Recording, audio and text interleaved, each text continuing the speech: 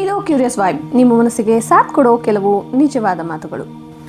ಪ್ರತಿದಿನವೂ ಪ್ರೊಡಕ್ಟಿವ್ ಆಗಿರಬೇಕು ಅಂತ ಯಾರು ಹೇಳಿದ್ರು? ಇವತ್ತೇನೂ ಮಾಡಿಲ್ಲ ಅಂತ ನಿಮಗೆ ನೀವೇ ಲೇಸಿ ಅನ್ಕೋತಿದ್ದೀರಾ?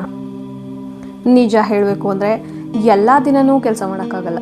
ಕೆಲವು ದಿನಗಳು ತುಂಬ ಕೆಲಸ ಮಾಡ್ತೀವಿ, ಎಲ್ಲವೂ ಸರಿಯಾಗಿ ಆಗ್ತದೆ ಅನಿಸುತ್ತೆ. ಆದರೆ ಇನ್ನು ಕೆಲವು ದಿನಗಳು ಏನೂ ಮಾಡೋಕ್ಕೆ ಮನಸ್ಸೇ ಇರಲ್ಲ.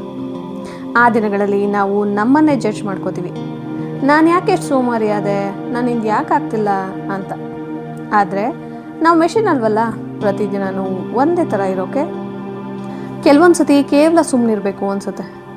ಸ್ವಲ್ಪ ವಿಶ್ರಾಂತಿ, ಸ್ವಲ್ಪ ಮೌನ, ಸ್ವಲ್ಪ ಸಮಯ ಏನೂ ಮಾಡದೆ ಸುಮ್ಮನಿರೋದು ಕೂಡ ವಿರಾಮದ ಒಂದು ಭಾಗ ಅಲ್ವಾ. ಕೆಲವು ದಿನಗಳು ನಾವು ಕೆಲಸ ಮಾಡ್ತೀವಿ, ಕೆಲವು ದಿನಗಳು ನಾವು ಕೇವಲ ಉಸಿರಾಡ್ತೀವಿ.